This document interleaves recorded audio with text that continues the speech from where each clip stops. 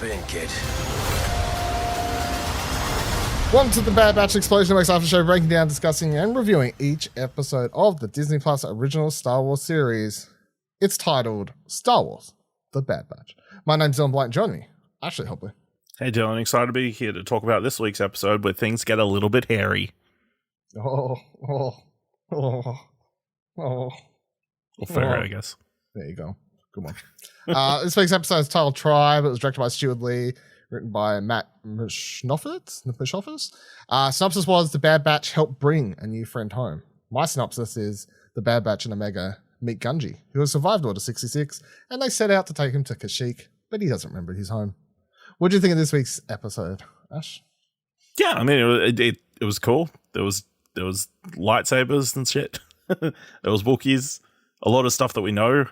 As someone who did not know who Gungi was, I'm like, oh, this is a random, Wookiee.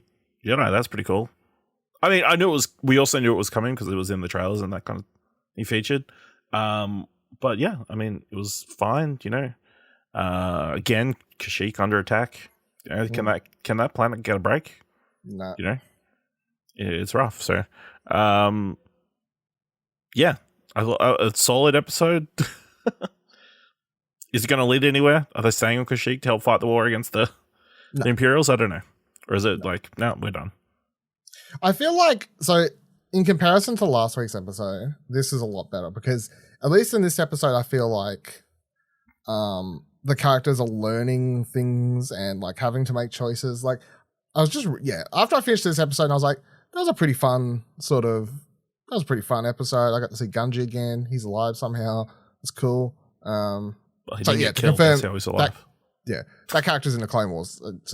I gather that. Confirm, that's all cool. But then, seeing them have to decide, like choosing to help people is, I guess, like that's the main sort of narrative thing here, and that's been the sort of going trend with this season so far in the few episodes that have given any sort of character development. It's about Hunter's like, no, we need money. We're going to hide. We're not joining the rebellion. And then you've got a few more of the others clones who are a bit more like leaning towards, you could see them wanting to fight for the people. Well, it's Omega, really. It's like, Omega's like, Omega wants to do the right thing. And the others kind of have to follow her along. There's not really any forcing her to not help people. Yeah. So not only do they choose to help someone escape in this episode and not finish up and just take the money and the bounty and whatever, screw up the job they were on, but then even once they get there, they continue to choosing to help those in need sort of thing. I think that's like, so in comparison to last week's episode, this felt like it actually had some character development or at least character, like even though you don't see anything straight away, at least like there's stuff happening in the background, I guess. Stuff that actually matters. So it's like there's really one up, one down. I really just feel like last week's episode is such a weird episode in retrospect to this. I thought all the lightsaber stuff was cool to see. It's weird seeing a lightsaber in this because you're so used to, I guess, just blasters and just that all the sort of weapons dead. And all the Jedi dead. Well, except for the first episode, that was it. Yeah, so it's weird seeing a lightsaber light up, but I feel like it was seeing Gungi get around and kick ass, and I like how because that's the other cool thing about this episode is just the exploration of how young Padawans or force sensitive kids are sort of taken away from their homes, families, their families.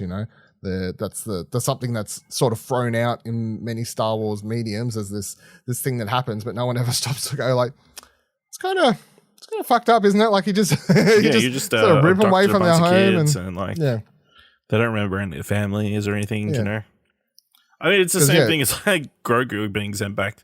Like, hey, you need to take this child back to its people. Yeah, he's never met these people before, but but that's where he needs to go. Yeah. So it's that same sort of weird thing to it. But seeing Gungi, they're not really knowing or recognizing anything from Kashyyyk, not knowing which clan or whatever word they like, who his people are. What it actually is like? Is it like if like a kid was adopted from overseas and like the parents died, so they decide, oh, we're going to take this kid back to the country that it was. We're going to deport this kid back to the country it was from. Yeah, well, that's what this was like. What happened to all those kids? That Paris Hilton or whoever adopted and then got when she got sick of them. I don't know if she adopted any kids. I don't know if that's a thing. Any of those like blonde rich celebrities. What happened to those ones? I mean, I don't know. I think they kept raising them. Yeah, okay. They paid for a nanny. Yeah, that's true. They get it easy. They got the money. They can just pay for someone else to look after them. Kashyyyk looked good. I like seeing the Trandoshans, I think. Yes. I think what are they from?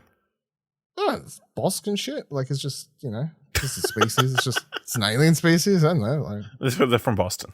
No, Bosch. Like Bosch. Oh. Bosk, the character, is a Trandoshian, or whatever the singular term is. They're not from anything in particular. This group, it's just they're a group of Trandoshian, I guess, people that were hired. Yeah, they're there doing a job, and now they try and take it a step further because they're not really doing what the Empire obviously paid them to do, but sort of going off the. Do you know if there was any significance to the rocks they were wanting to burn down?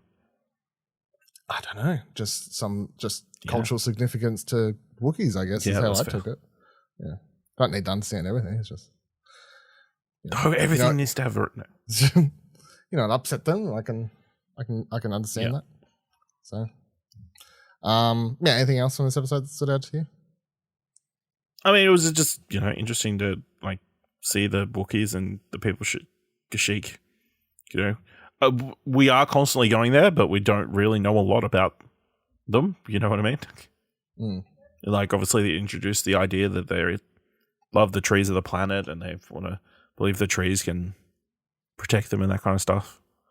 I thought that was an interesting element to it, I guess. But yeah, I think it'd be interesting to see if they just move on to the next thing or whether they're sticking around for a bit. Because it definitely seems like, the Empire's there. Are they just going to let them leave them? Well, I don't know. The Empire's going to come for them. If they leave, then everyone there's just going to get tortured to give them up. So, yeah, I don't know. Yeah, how quickly is an Inquisitor going to show up on the Kashyyyk looking for that kid? Yeah, well, yeah. Yeah. Inquisitors are around, surely this does not end well. No, that's what... I haven't seen Gungi in anything else, is all I'm saying. He's not showing up in The Mandalorian. No, that's right. Only Jedi's no, so I don't want to say anything bad against Gungi, but Gungi gonna get it. It's what I reckon. So. Oh, jeez. All right, I got nothing else. It was a fun enough episode, but it was had very surface level stuff to think about, but nothing super deep, which is fine. It was at least more enjoyable than some of the previous episodes we've had. So. Cool. That'll do it for this week's episode of The Very Bad Batch. Please subscribe to this podcast feed or wherever you're listening to keep up with all our shows on Holocron Entries, including the rest of our Star Wars content that'll be coming up, like The Mandalorians, which will be back fucking ridiculously soon. It's ridiculous. I don't understand life. Gee, yeah, I know, right? Do you think about that? You think about that? It's a month away. What? It's crazy. What? Yeah. March. Yeah, I know, right? Yeah. Wow. Yeah, I know. This show isn't even finished in March, I don't believe. Like, it's still got No. It's going to be crossing over for a while. A little bit of crossover. A little bit of crossover going on there. I don't know. Yeah, interesting.